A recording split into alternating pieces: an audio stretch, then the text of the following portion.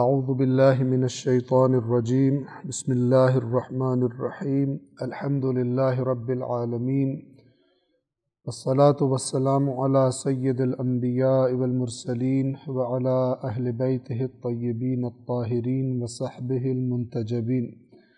गुज़श्ता रोज़ हमने कुरान मजीद के 8वें जुज़ का आगाज़ किया था और उसमें सूरतुल अनआम की आयत नंबर 124 तक मुकम्मल किया था।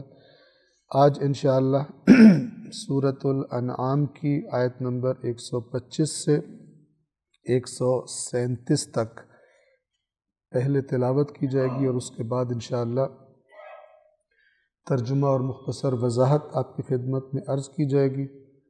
अऊज़ु बिल्लाहि मिनश शैतानिर रजीम बिस्मिल्लाहिर रहमानिर रहीम फमन युरिदिल्लाहु अन यहदियहु यशरह सदरहु लिल इस्लाम वमन युरिद अन युदिल्लहु यजअल सदरहु दय्यक़न हरजन कअन्नमा यस्अदु फिस समा कज़ालिक यजअलुल्लाहु अर्रिज्स अलल्लज़ीना ला युमिनून वहादा सिरातु रब्बिक मुस्तक़ीमा क़द फ़स्सलनल आयाति लिक़ौमिन यज़्ज़क्करून लहुम दारुस्सलामि इंद रब्बिहिम व हुवा वलियुहुम बिमा कानू यअमलून वयौम यहशुरुहुम जमीअन या मअशरल जिन्नि क़द इस्तक्थरतुम मिनल इंस वक़ाल औलियाउहुम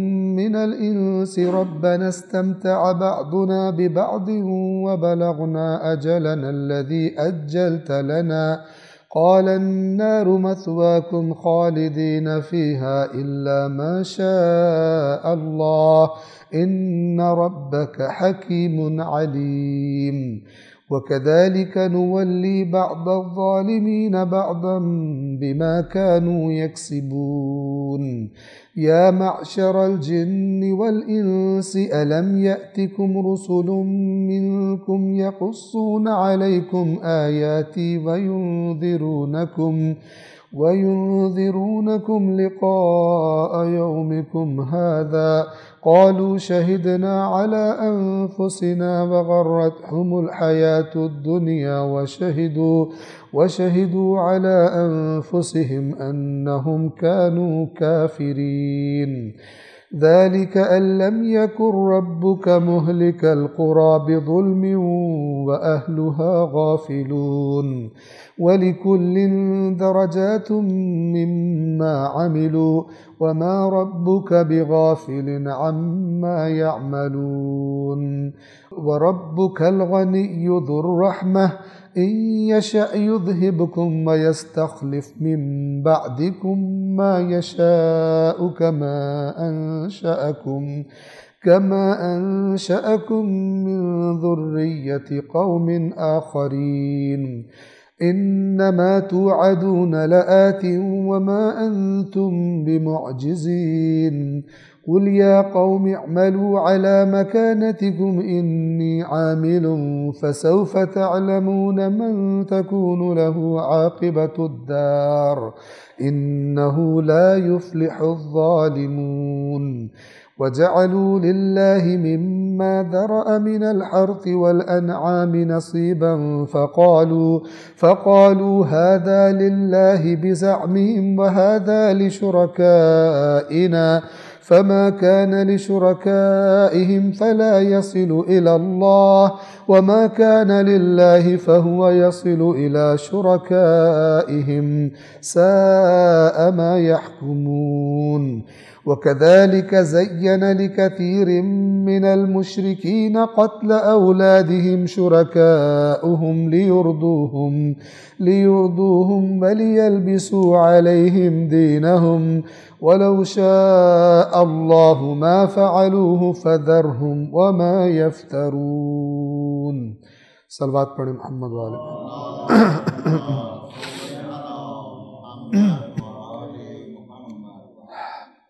तर्जुमे का आगाज़ भी हम सूरतुल अनआम की आयत नंबर 125 से कर रहे हैं, लेकिन गुज़श्ता जो बात चल रही थी आयात में उसको دوبارہ سے ذہنوں میں تازہ کرنے کے لیے ہم تھوڑی سی تکرار کرتے ہیں۔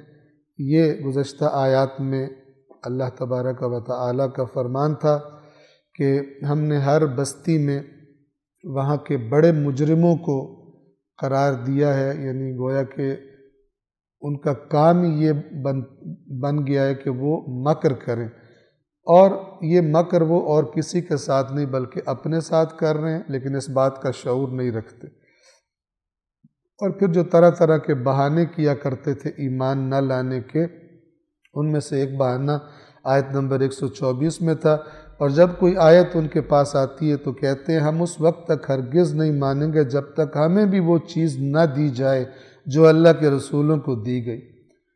کہتے تھے مالداروں کو ہونا چاہیے فلان اپنے معیارات کے مطابق، تو اللہ تعالیٰ نے فرمایا اللہ بہتر جانتا ہے کہ اپنی رسالت کو کہاں رکھے، اور جن لوگوں نے جرم کا ارتکاب کیا ہے انہیں ان کی مکاریوں کی پاداش میں اللہ کے ہاں عن قریب ذلت اور شدید عذاب کا سامنا کرنا ہوگا۔ یعنی یہ جو تکبر تھا آیات الہی کے مقابلے میں، تو اس تکبر یعنی جس نے تکبر کرنا ہے اللہ نے اس تکبر سے جو مناسب عذاب ہے، سزا ہے، وہ دینی ہے۔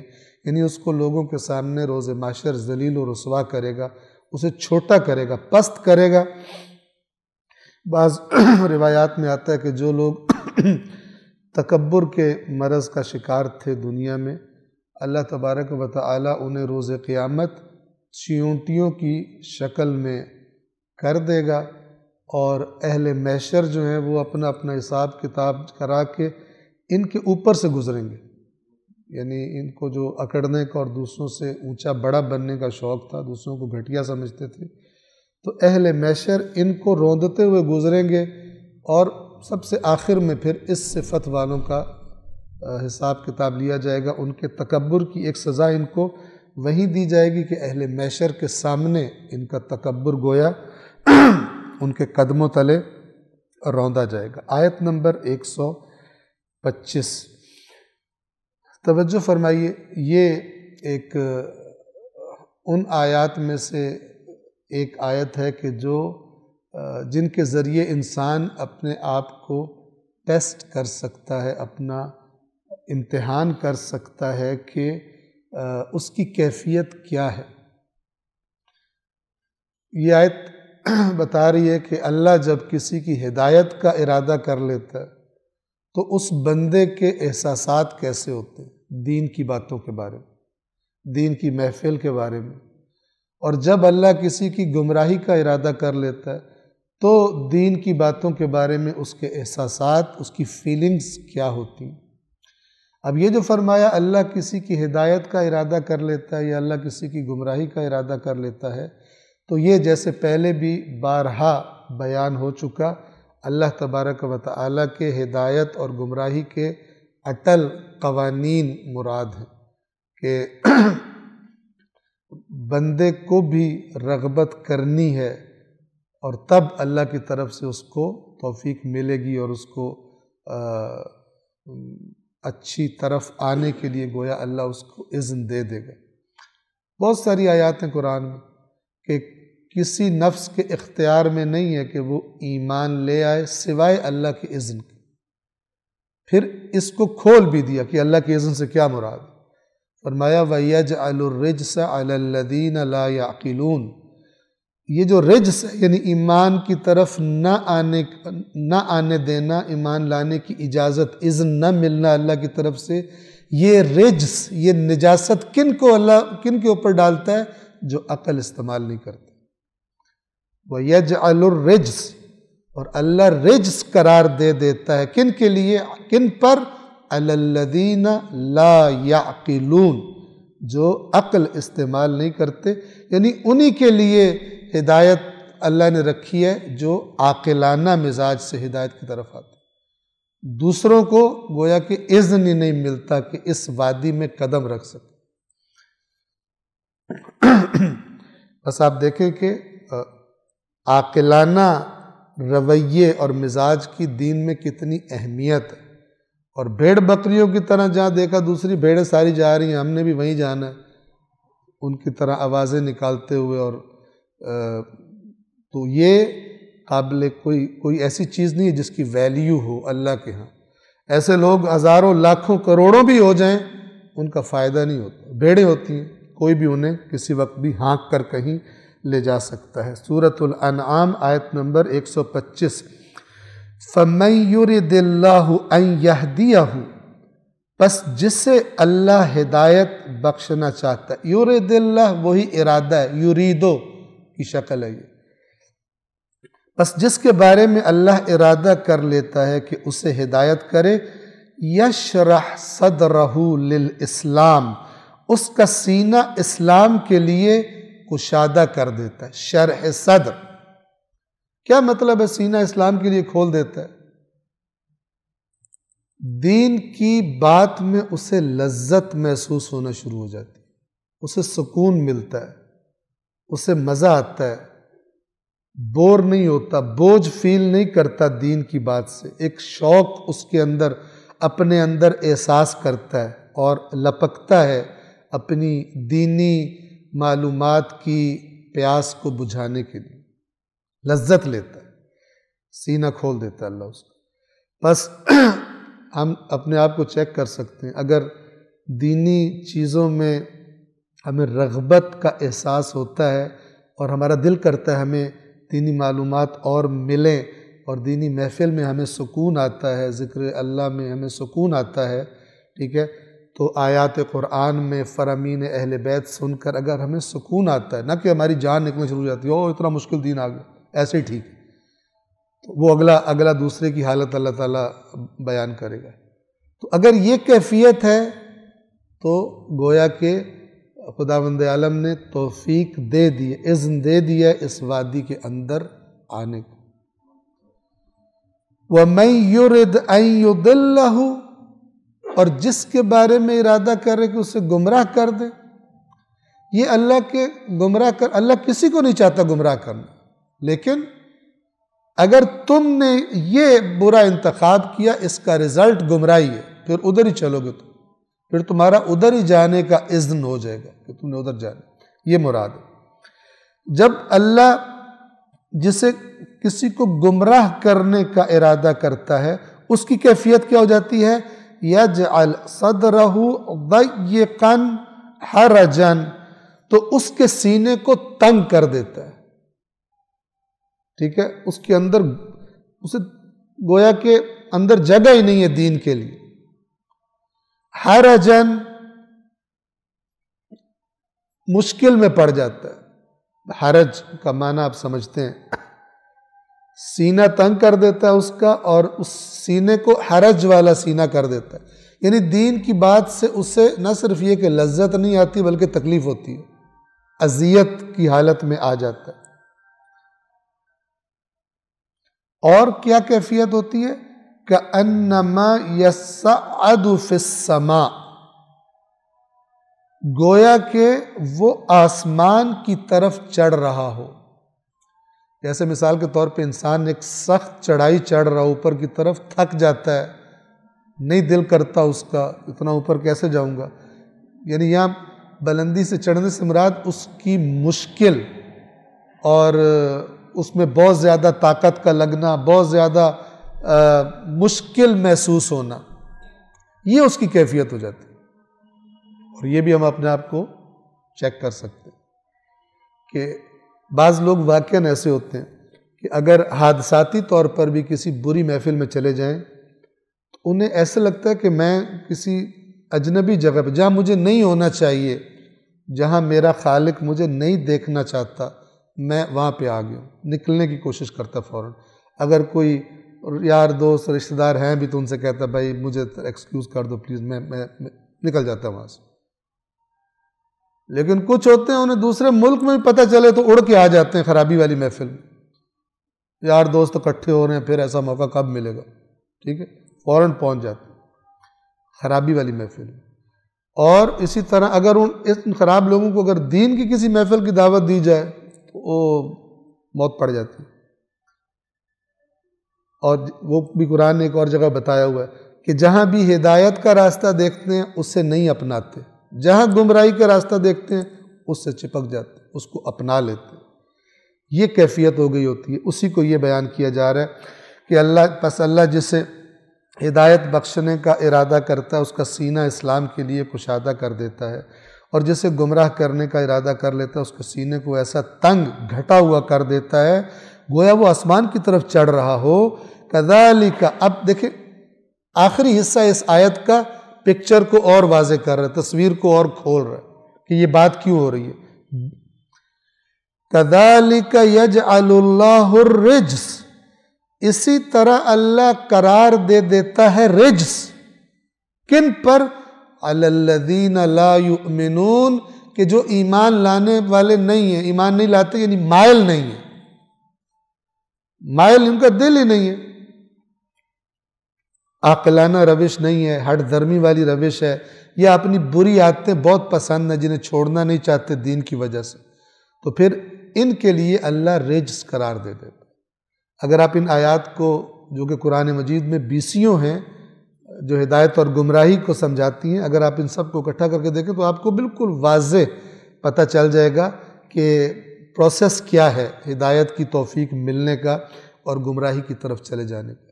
اور جو مزاج اللہ نے بتائے ہیں وہ مزاج انسان اپنے آپ پہ تطبیق کرتا ہے. سب سے پہلے اپنے آپ پر، چاہے یہودیوں کا ذکر ہو رہا ہو، چاہے مسیحیوں کا ذکر ہو رہا ہو، چاہے مشرکوں کا ذکر ہو رہا ہو، بندہ سب سے پہلے اپنا آئینہ بناتا ہے. اس قسم کی بیماری میرے اندر تو نہیں ہوتی ہے. انسان اپنے آپ کو چیک کرتا ہے. ایمان نہ لانے والوں پر اللہ اس طرح ناپاکی کو مسلط کر دیتا ہے. 126 وَهَذَا صِرَاطُ رَبِّكَ مُسْتَقِيمًا، اور یہ آپ کے رب کا راستہ ہے، سیدھا راستہ ہے، بالکل سیدھا جس میں کوئی ٹیڑھا پن نہیں. قَدْ فَصَّلْنَا الْآيَاتِ لِقَوْمٍ يَذَّكَّرُونَ، بے شک ہم نے نصیحت لینے والوں کے لیے آیات کو واضح کر دیا ہے. اب یہ آیات کا واضح ہونا، ہو سکتا ہے بندہ سرسری پڑھے تو کیا مطلب ہے، اللہ گمراہی کا ارادہ کر لے پھر ہمارا کیا اختیار ہے، اللہ ہدایت کر دے پھر ہمارا کیا اختیار ہے. لیکن تھوڑا سا جب غور کرتا ہے دیکھتا ہے بہت ہی زبردست بات اس میں بیان کر دی کہ یہ اللہ کی چاہت، اس کی مشیت سے کیا مراد. 127 لَهُمْ دَارُ السَّلَامِ عِنْدَ رَبِّهِمْ، ان کے پروردگار کے پاس ان کے لیے سلامتی کا گھر ہے. وَهُوَ وَلِيُّهُمْ بِمَا كَانُوا يَعْمَلُونَ، اور ان کے اعمال کے سبب، یعنی جو عمل وہ کیا کرتے تھے ان اعمال کے سبب وہی ان کا ولی ہے، یعنی وہی ان کا کارساز ہے. ان کے اعمال کو ضائع نہیں ہونے دے گا، ان کے اجر کو ضائع نہیں ہونے دے گا، اور ان کے نیک کاموں کی وجہ سے اللہ تعالیٰ گویا ان کا سرپرست ہے. اچھے لوگ، خدا کے بندے اگر کہیں پھسلنے بھی لگے تو اللہ تھام لیتا ان کو، اگر دور جانے لگے کوئی جھٹکا دے دیتا ہے، کوئی بیماری، کوئی نقصان جس کی وجہ سے دوبارہ اس کا جو دنیا کا نشہ چڑھا تھا ٹوٹ جائے اور واپس خدا کی بارگاہ میں آ جائے. ان کا سرپرست اللہ ولی الذین آمنوا یخرجہم من الظلمات الی النور. آیت نمبر 128.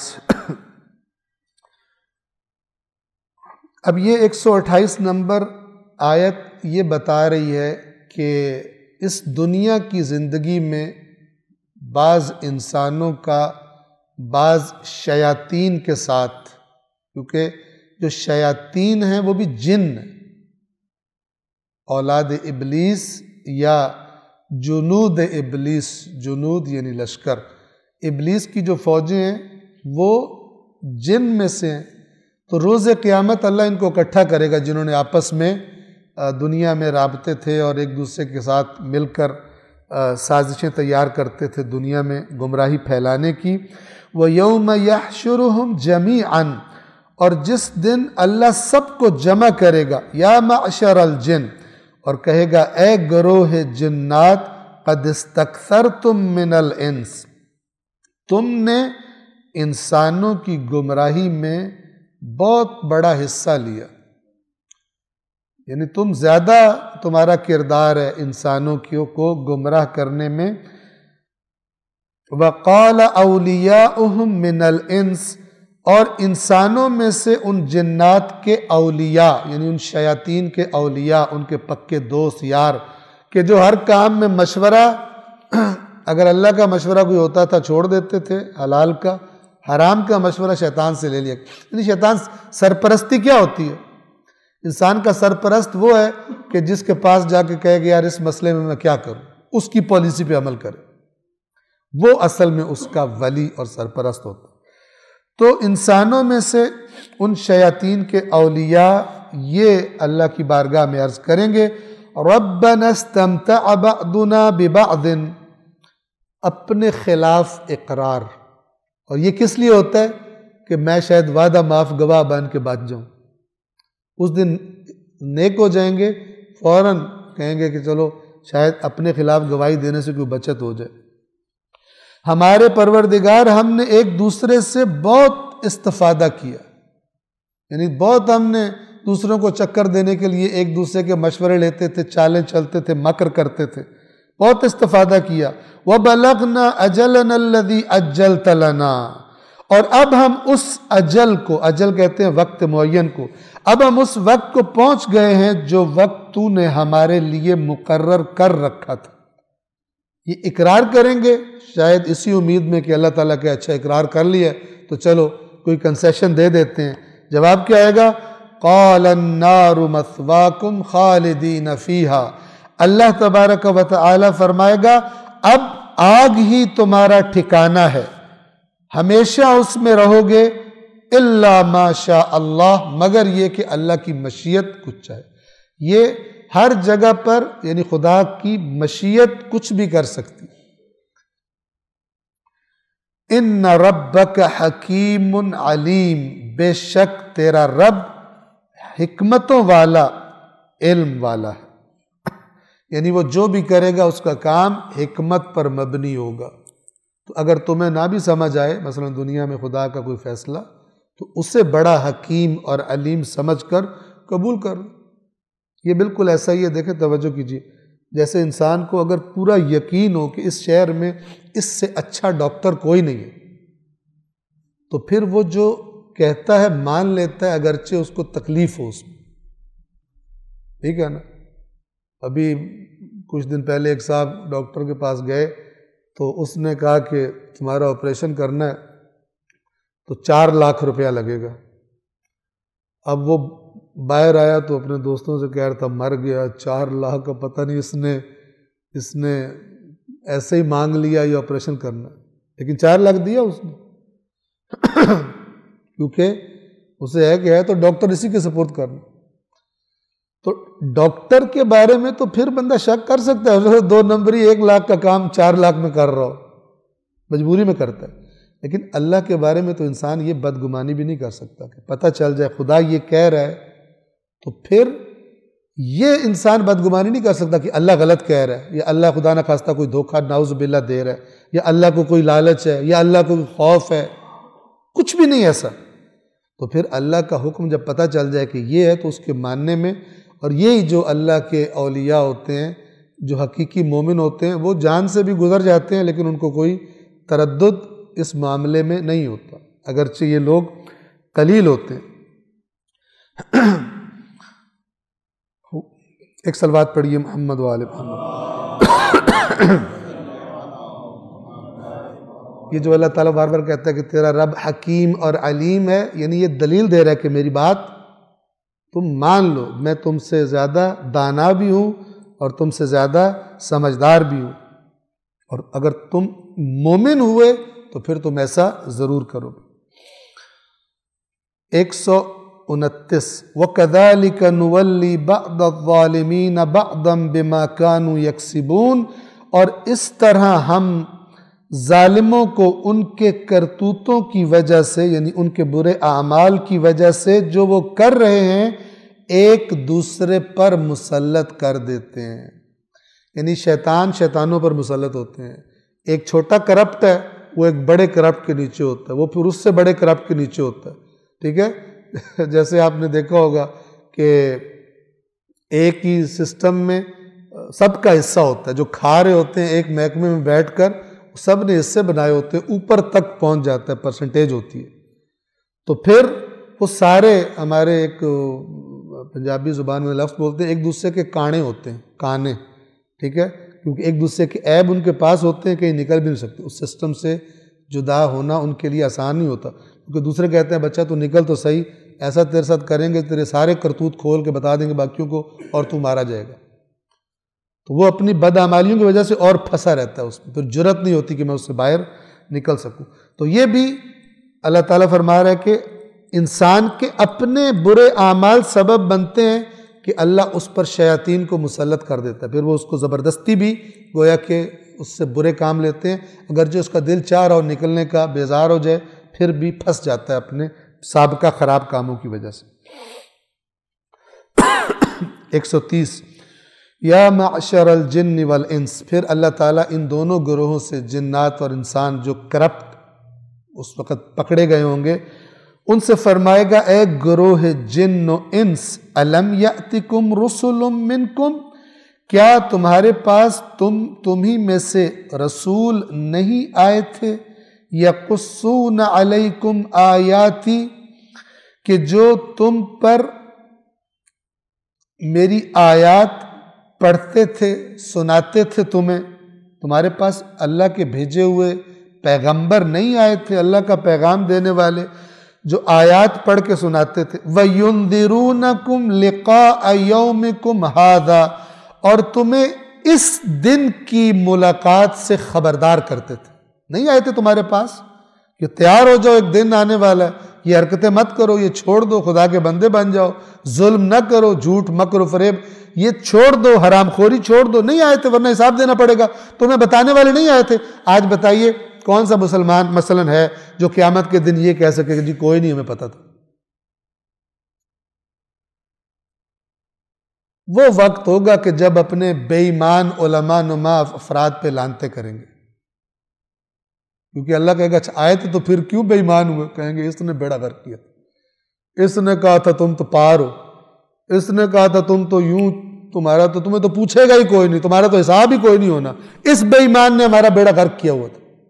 اور پھر قرآن کہتا ہے ایک دوسرے پہ لعنتیں کریں گے، ایک دوسرے پہ تبرہ کریں گے، اور اللہ سے کہیں گے یا اللہ ایک دفعہ ہمیں دنیا میں واپس بھیج تو ہم ان کو لفٹ ہی نہ کرائیں، جس طرح یہ ابھی ہمارے ساتھ بیزاری کر رہے ہیں ہم بھی ان کے ساتھ بیزاری کریں، لیکن کسی کو دوبارہ مہلت نہیں دی جائے گی۔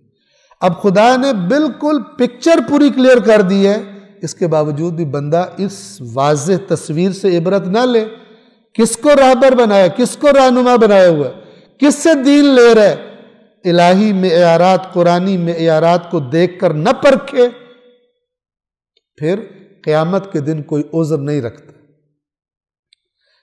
اور اللہ یہ بتا رہا ہے کہ کیا ہوگا، یہ ان سے سوال ہوگا کیا تمہارے پاس خود تم میں سے رسول نہیں آئے تھے جو میری آیات تمہیں سناتے تھے اور آج کے دن کی ملاقات کے بارے میں تمہیں خبردار کرتے تھے؟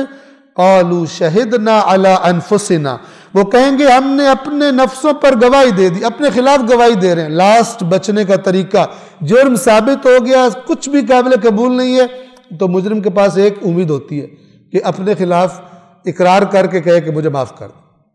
قالوا شہدنا علی انفسنا، وہ کہیں گے ہم اپنے خلاف گواہی دیتے ہیں۔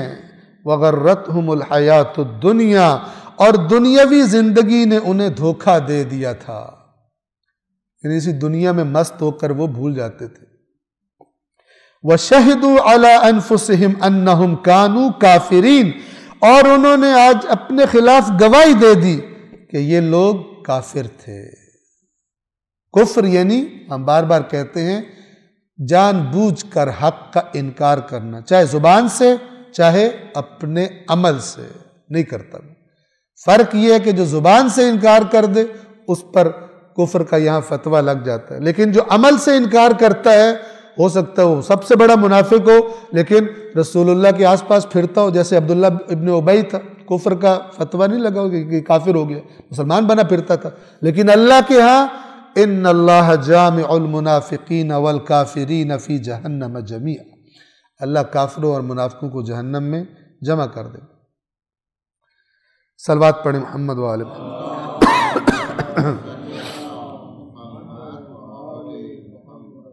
یہ کیوں پوچھا سوال کہ تمہارے پاس نہیں؟ یہ سوال قرآن میں کئی مرتبہ ریپیٹ ہوا ہے کہ جب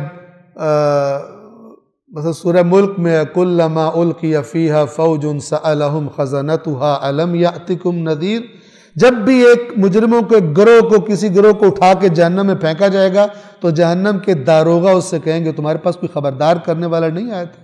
قالوا بلا، کہیں گے کیوں نہیں آیا تھا؟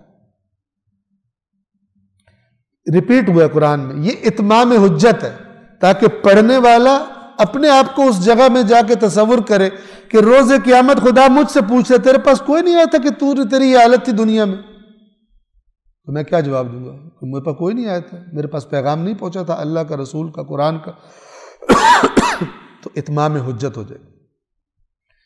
تو یہ سوال کر کے اگلی آیت نمبر 131 میں کہ ہم نے یہ سوال کیوں کر رہے ہیں ان سے، ان کو کھڑا کر کے یہ سوال کیوں کر رہے ہیں؟ ذَلِكَ أَلَّمْ يَكُنْ رَبُّكَ مُهْلِكَ الْقُرَى بِظُلْمٍ وَأَهْلُهَا غَافِلُونَ، وہ اس لیے کہ آپ کا رب بستیوں کو ظلم سے اس حال میں تباہ نہیں کرتا کہ اس کے باشندے غافل ہوں، ان تک اللہ کا پیغام ہی نہ پہنچاؤ۔ جب کوئی ظلم کرتا ہے تو خداوند عالم پہلے اپنا پیغام اس کو پہنچاتا ہے کہ یہ کام نہ کرو۔ اسے کہتے ہیں اتمام حجت۔ اللہ کا کوئی نمائندہ بات کو کھول کر واضح کر کے اپنی اس قوم کو جس کی طرف اسے بھیجا گیا ہوتا ہے اسے بیان کرتا ہے کہ یہ اللہ کا پیغام ہے، تاکہ کوئی بعد میں یہ نہ کہ ہمیں تو پتہ ہی کوئی نہیں تھا۔ تو یہ اللہ اپنی اس سنت کی طرف اشارہ فرما رہا ہے، جیسے ایک دوسری جگہ فرمایا وَمَا كُنَّا مُعَذِّبِينَ حَتَّى نَبْعَثَ رَسُولًا، ہم اس وقت تک عذاب کرنے والے نہیں ہیں جب تک رسول کو نہ بھیج دیں، تو جا کے بتا دے اس کام سے باز آؤ جو اس کا نتیجہ۔ تو یہ اس لیے کہ آپ کا رب بستیوں کو ان کے ظلم کی وجہ سے ہلاک کرنے والا نہیں ہے اس حال میں کہ وہ بستیوں والے غافل ہوں، ان کو خدا کا پیغام ہی نہ پتہ ہو۔ یہ سنت پروردگار ہے۔ 132 وَلِكُلٍّ دَرَجَاتٌ مِّمَّا عَمِلُوا، یہ بھی قرآن میں بار بار ریپیٹ ہوا ہے، اور ہر ایک کے درجات ہیں ان کے اعمال کی وجہ سے، جو جس نے عمل کیا ہے اس کے مطابق اس کو درجہ ملے گا۔ اور کوئی کہے کہ ہمارے اعمال محفوظ ہے سب، تو فرمایا وَمَا رَبُّكَ بِغَافِلٍ عَمَّا يَعْمَلُونَ، اور تیرا رب غافل نہیں ہے جو عمل یہ کر رہے ہیں، نہ اچھوں کے اچھے اعمال سے غافل ہے اور نہ بروں کے برے اعمال سے غافل ہے، نہ ان کی شدت سے غافل ہے، نہ ان کے اعمال کے گھناؤنے پن سے غافل ہے، سب جانتا ہے اور ہر ایک کو اس کے مطابق اس کا درجہ دے گا، چاہے وہ جنت میں ہو چاہے وہ جہنم میں ہو، جو اس نے دنیا میں کیا ہے۔ 133 وَرَبُّكَ الْغَنِيُّ ذُو الرَّحْمَةِ، اور آپ کا رب بے نیاز ہے، رحمت والا ہے، صاحب رحمت۔ یہ دو صفات اللہ کے سوا کسی ذات میں جمع نہیں ہو سکتی۔ پہلی صفت کیا ہے؟ بے نیازی۔ غنی کہتے ہیں بے نیاز کو، جس کو کسی کی ضرورت نہ ہو۔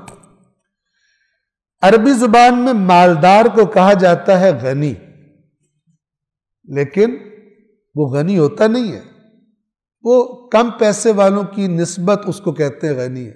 اس کے بعد پیسے ہیں جو اپنی ضروریات پوری کر لیتے، لیکن اس کے ساتھ کوئی حادثہ پیش آ جائے، کوئی بیماری، اس کو ضرورت پڑتی۔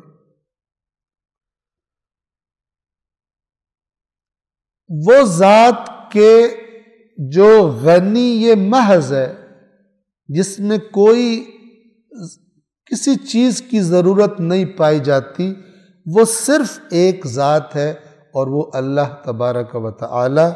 یا ایھا الناس، اے لوگو، انتم الفقراء الی اللہ، تم اللہ کے سامنے فقیر ہو، اللہ کے محتاج ہو، واللہ هو الغنی الحمید، اور اللہ وہی ہے جو بے نیاز اور لائق حمد ہے، اس کی حمد ہے جس کو کسی کی ضرورت ہی کوئی۔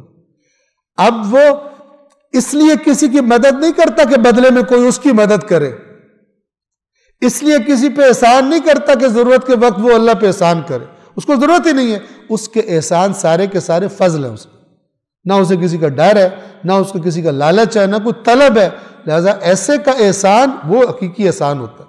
ورنہ اگر میں کسی پہ احسان کروں اس نیت سے کہوں کہ یار میں یہ تو کر رہا ہوں نا، لیکن کل کو اگر مجھے ضرورت پڑے تو پھر بھولنا نہیں آپ، اللہ ایسا نہیں، وہ بغیر کسی طلب، اس کی ذات میں طلب ہے ہی نہیں، یعنی احتیاج، محتاجی، اس کی ذات اس سے پاک ہے۔ باقی تمام ایک ادنا مخلوق سے لے کر سردار انبیاء تک اپنی ایک ایک سانس میں، ہر چیز میں محتاج محض ہیں اللہ تبارک و تعالی، سب محتاج ہیں اور ہر لمحہ محتاج ہیں اپنے وجود میں، اپنی حیات میں، چاہے اس دنیا کی ہو چاہے اس دنیا کی۔ وَرَبُّكَ الْغَنِيُّ ذُو الرَّحْمَةِ، اور تیرا رب بے نیاز صاحب رحمت ہے۔ اگر رسول اللہ رحمت للعالمین ہے، اللہ کی رحمت میں سے کچھ عطا ہوا ہوگا۔ سب سے بڑا رحم کرنے والا کون ہے؟ اللہ ہے، ارحم الراحمین، اور کوئی ارحم الراحمین نہیں۔ اس کا مطلب یہ، اس سے بڑا کوئی رحم نہیں۔ لہذا جو ہم بار بار کہتے رہتے ہیں کہ کچھ لوگوں کو اس طرح ذہن میں مطلب سنا کے ذہن میں بن جاتا ہے کہ جیسے ان کو لگتا ہے کہ اللہ تعالیٰ قیامت کے دن بڑا سخت مزاج لے کے بیٹھا ہوگا، اور مثلاً جو رسول اللہ ہے وہ زیادہ اللہ سے زیادہ نرم ہوں گے، اس لیے وہ، یہ غلط ہے، یہ باطل ہے۔ وہ اللہ ہی کی رحمت ہوگی جس سے رسول اللہ کو اذن شفاعت ہوگا، نہ کہ اللہ تعالیٰ غصے میں بیٹھے ہوئے ہیں اور رسول اللہ کہیں کہ نہیں یا اللہ آپ اتنا غصہ نہ کریں، ان کو چھوڑ دو، تو اللہ تعالیٰ کو غصہ، اس طرح نہیں، یہ باطل ہے۔ یہ اسی کی رحمت سے اذن شفاعت ہوگا، اور اگر وہ اذن نہ دے تو من ذا الذی یشفع عندہ الا باذن۔ لہذا سب سے بڑا جو خزانہ رحمت ہے وہ خود اللہ ہے، سب سے بڑا خزانہ کرم جو ہے وہ اللہ ہے۔ اقرأ وربک الاکرم، پڑھ اور تیرا رب سب سے بڑا کریم ہے، اس سے بڑا کوئی کریم نہیں۔ لہذا ہر وہ بات کہ جو کسی بھی ہستی کو، کسی نبی کو، کسی ولی کو، کسی امام کو، کسی معاملے میں اللہ سے زیادہ کریم، ٹھیک ہے نا، یہ سب کا سب باطل ہے، لغویات ہیں، جس کی وجہ سے خداوند عالم کا مقام لوگوں کے دلوں میں کم ہو جاتا ہے، اور دوسری ہستیوں پر یہ بہتان باندھ دیتے ہیں، اور وہ لوگوں کے دلوں میں زیادہ بڑے ہو جاتے ہیں۔ یہ غلط ہے، یہ باطل ہے۔ اور آپ کا رب بے نیاز صاحب رحمت ہے۔ ان یشاء یذہبکم، اگر وہ چاہے تو تمہیں ختم کر دے، لے جائے، تمہارا وجود ہی نہ رہے۔ وَيَسْتَخْلِفْ مِن بَعْدِكُمْ مَا يَشَاءُ كَمَا أَنشَأَكُمْ مِن ذُرِّيَّةِ قَوْمٍ آخَرِينَ، اگر وہ چاہے تو تمہیں ختم کر دے اور تمہاری جگہ جسے چاہے جانشین بنا دے، جیسا کہ خود تمہیں دوسری قوم کی نسل سے پیدا کیا۔ تمہارے بڑے کدھر گئے؟ اللہ لے گیا ان کو، اب تم ان کی جگہ جانشین، اور اپنی مہلت تک۔ لیکن بعض اوقات اپنے اعمال سے انسان اپنی مہلت جلدی تمام کروا لیتا ہے۔ اللہ توجہ کروا رہا ہے کہ اس کی سامنے سرکشی نہ کرو۔ 134 انما توعدون لآت، یقیناً جس چیز کا تم سے وعدہ کیا جاتا ہے وہ آ کر رہے گا، یعنی قیامت، یعنی جزا۔ وما انتم بمعجزین، اور تم اللہ کو عاجز نہیں کر سکتے، یعنی تم سب مل کے اکٹھے ہو جاؤ اور روک لو کہ اللہ تمہارا حساب کتاب نہ کرے، قیامت نہ لائے، اللہ برپا نہ کرے، تم سب بھی اللہ کو عاجز نہیں کر سکتے، روک نہیں سکتے۔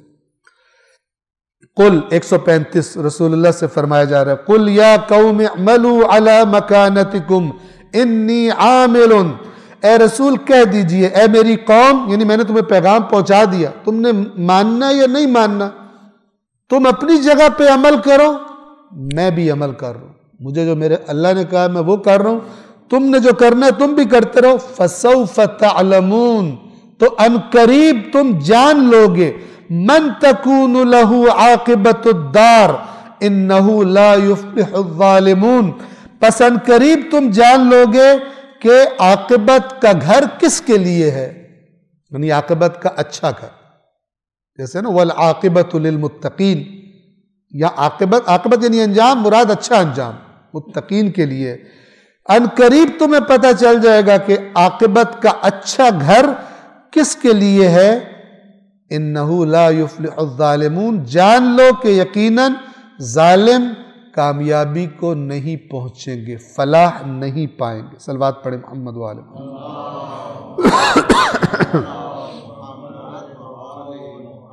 اب یہاں پر آیت نمبر 136 اور اس کے بعد آیات جو انشاءاللہ کل بھی جاری رہیں گی، ان کی بیس آپ سن لیجئے کہ مشکل بہت ساری خرابیوں کے ساتھ ایک یہ خرابی کیا تھی۔ آپ جانتے ہیں کہ حضرت ابراہیم اور حضرت اسماعیل سے یہ چلے تھے، اور انہی کا دین تھا شروع میں۔ حضرت ابراہیم نے حج یہاں پر اس کو دوبارہ زندہ کیا، چونکہ حج تو ویسے حضرت ابراہیم علیہ السلام سے بھی پہلے کا تھا۔ تو خالص توحید کی طرف دعوت دی۔ حضرت ابراہیم کے توحید کے بارے میں جہاد سے قرآن بھرا پڑا، اور اتنا کہ اللہ تعالیٰ نے فرمایا ابراہیم ایک بندے میں پوری امت تھا، یعنی پوری قوم سے اپنی جھگڑا کر دیا، لیکن مسئلہ توحید میں نہیں رکے۔ تو اب ان کے بعد ان لوگوں نے، مکے والوں نے آہستہ آہستہ اپنے پاس سے چیزیں گھڑنا شروع کی۔ ان کا کوئی بندہ گیا ظاہراً شام میں جہاں بت پرستی ہوتی تھی، تو وہاں سے آرڈر پر تیار کرا کے بت لے کر آیا، آرڈر پر خدا تیار کروا کے لایا، اور دیکھا دیکھی آہستہ آہستہ، یعنی لوگوں کو دیکھی ہوئی چیز کو چومنے چاٹنے کا زیادہ شوق ہوتا ہے، تو یہ بت پرستی مکے میں رائج ہو گئی۔ آہستہ آہستہ پہلے اللہ کے نام پر قربانی ہوتی تھی، اللہ کے نام پہ صرف جانور ذبح کیے جاتے تھے، تو ابھی آہستہ آہستہ ہر بت کا ایک اپنا آستانہ بن گیا، وہاں پر اس کا ایک اپنا وہ بت کا جو کیا کہتے ہیں سرپرست ہوتا ہے، یا بت اس کا سرپرست ہوتا ہے، کیا کہیں، بہرحال وہ جیسے بیٹھے ہوتے ہیں نا جو چندے جمع کرتے ہیں، تو وہ ہر بت کے پاس ایک وہ بن گیا۔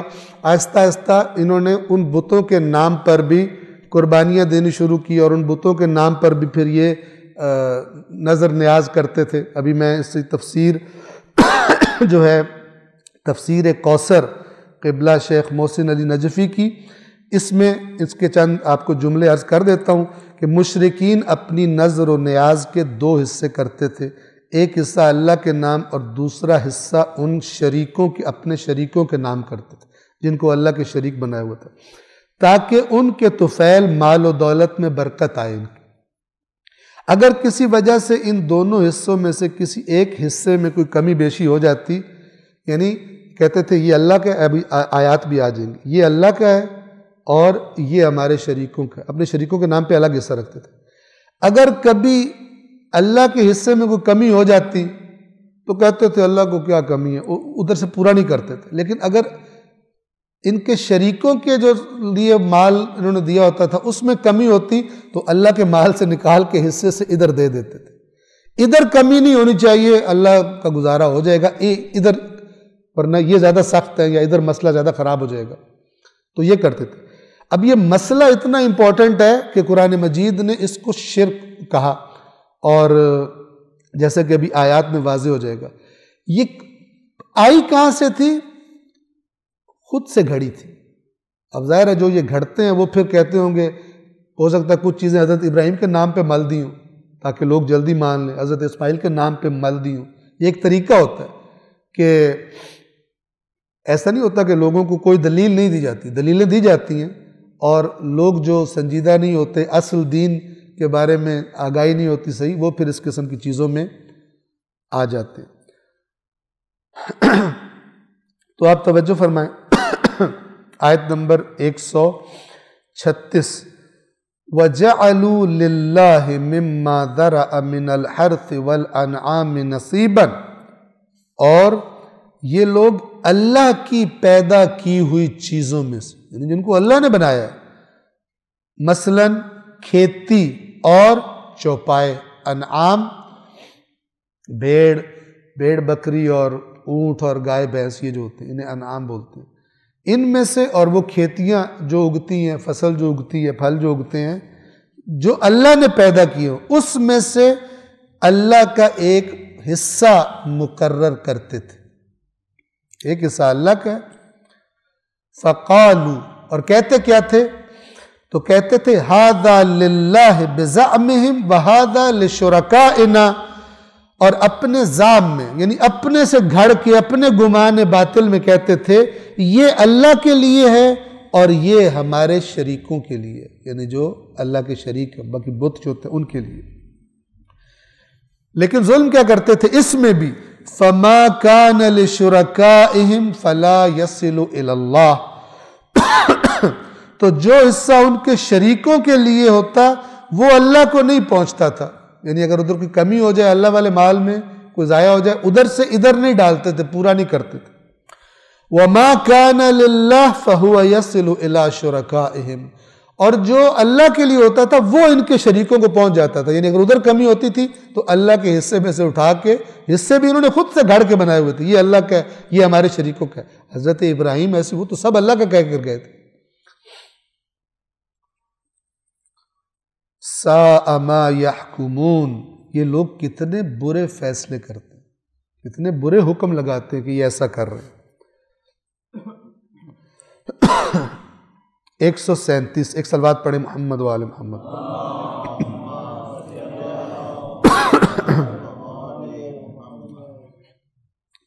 وَكَذَلِكَ زَيَّنَ لِكَثِيرٍ مِّنَ الْمُشْرِكِينَ قَتْلَ أَوْلَادِهِمْ شُرَكَاؤُهُمْ لِيُرْدُوهُمْ وَلِيَلْبِسُوا عَلَيْهِمْ دِينَهُمْ، اور اسی طرح ان کے شریکوں نے اکثر مشرکوں کی نظر میں انہی کے بچوں کے قتل کو اچھا بنا کر پیش کر دیا۔ اب یہ شریک تو بت تھے، یہ کیسے پیش کر سکتے؟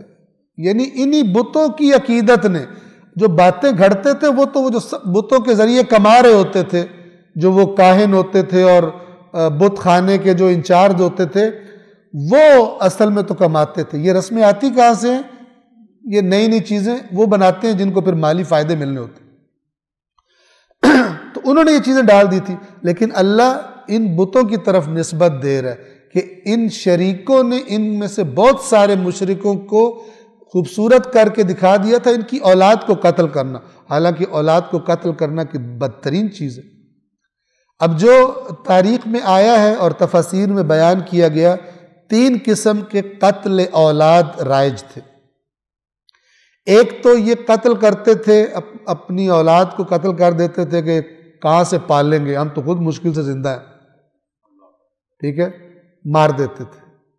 ایک جو معروف ہے، قرآن نے بھی اس کا ذکر کیا ہے، وہ تھا بچیوں کو زندہ درگور کر دیتے تھے، چونکہ بچی کی پیدائش قرآن نے کہا چہرہ سیاہ پڑ جاتا تھا کہ اب میں یعنی یہ شرمندگی، لڑکی کی شرمندگی برداشت کر کے زندہ رہوں، سب کے سامنے میری آنکھیں نیچی رہیں کہ اس کی لڑکی ہوئی ہے، یا یہ کہ اس شرمندگی سے بچنے کے لیے اس لڑکی کو زندہ دفنا دیتے تھے۔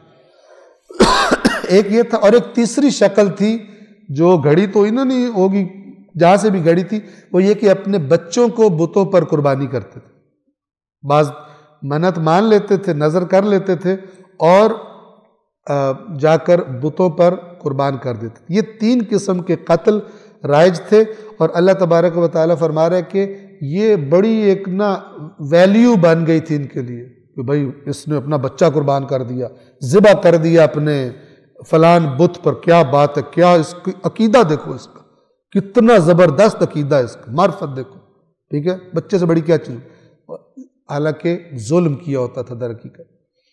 اسی طرح جو بچی کو دفنا دیتے تھے وہ بھی بڑا ان کے لیے چیمپئن ہوتا تھا کہ اتنا غیرت مند ہے کہ بچی مار دی ہے، ٹھیک ہے، جیسے آج کل بھی ہوتے ہیں۔ اسی طرح وہ خیر اتنی بڑی ویلیو نہیں تھی، وہ اللہ پر توکل نہ ہونا کہ کون کھلائے گا کون پلائے گا، وہ اپنی اولادوں کو قتل کر دیتے تھے۔ خداوند عالم فرما رہا ہے، اور اسی طرح ان کے شریکوں نے جیسے ان شریکوں نے وہ پچھلی رسمیں ان میں ایجاد کر دی، ان سے منسوب نئی نئی چیزیں ایجاد کر لی کہ یہ ان کا، یہ اللہ کا ہے، اور اللہ کا ان کو پہنچ جاتا ہے، ان کا اللہ کو نہیں پہنچتا۔ اسی طرح ان کے شریکوں نے اکثر مشرکوں کی نظر میں انہی کے بچوں کے قتل کو ایک اچھے عمل کے طور پر جلوہ گر کیا۔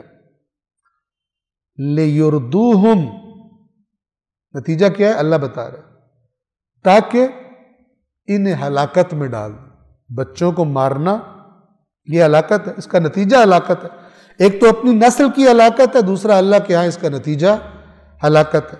وَلِيَلْبِسُوا، اب یہاں پر آپ اچھی طرح توجہ فرمائیے گا، وَلِيَلْبِسُوا عَلَيْهِمْ دِينَهُمْ، اور ان کے دین کو ان پر مشتبہ کر دیں، یعنی ان کا جو اصلی دین تھا حضرت ابراہیم والا، ان خرافات اور بدعات کے ذریعے اور نئی نئی رسومات کے ذریعے نئے نئے نظر نیاز کے طریقے خود سے ایجاد کیے ہیں، حضرت ابراہیم سے نہیں آیا، خود سے ایجاد کیے ہوئے ہیں، اس کے ذریعے تاکہ یہ شریک ان کے دین کو ان پر مشتبہ کر دیں، ان کو کچھ عرصے بعد پتہ ہی نہ چلے اصلی دین کیا چیز ہے، اسی کو دین سمجھنا شروع۔